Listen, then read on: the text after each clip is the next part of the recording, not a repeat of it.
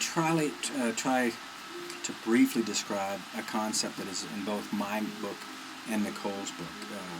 The concept of a team meeting or a family meeting, or if it's in a fast-moving business, we call it a flash meeting. And one of the things I've observed in my life is a lot of, like in professional sports especially, if they have a limited number of timeouts, they'll save them. They may never use them in a game, but they will save them when they're in a stressful situation. And we don't seem to call timeouts in our world. We don't seem to call timeouts when things just aren't going the way we need them to or want them to. And timeouts are so simple to do. And what the concept is that you just, if you're in a situation that you're finding stressful, somebody on the team has the presence and awareness to call a team meeting. Just, okay, team meeting, everybody stop if you're engaged, if you're yelling, if you're doing things that are less than efficient, and somebody has the wherewithal to call a team meeting. Not everybody always wants to do them, but by God, they resolve a lot of things.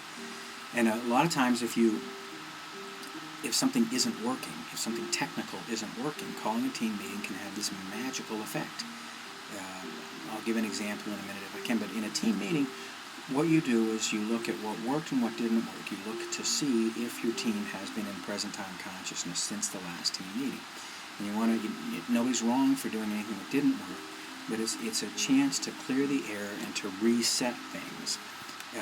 When my kids were younger, and there were times when we were just absolutely, frantic to get somewhere. We couldn't, with 6 kids, it can be quite a challenge sometimes, when running behind schedule and running into each other and yelling at each other, trying to get everybody motivated to get out of the house, and it just wasn't working.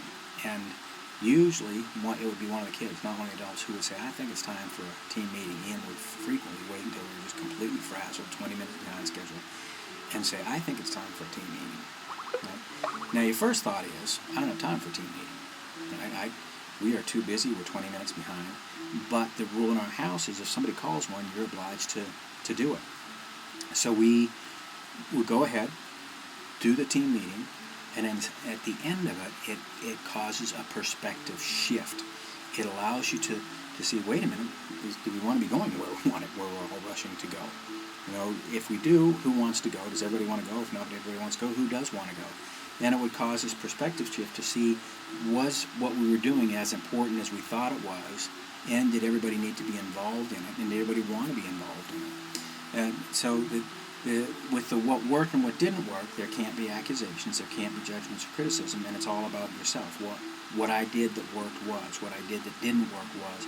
So you see, when you hit pockets of present time consciousness, it just kind of resets everything like a timeout in professional sport, and you can call them whenever you want, as often as you want. This is life. This is your life. You can play it however you want to. I don't know the rules of life. I don't really think there are any, but there are things that I've learned that can make it more fun and more efficient.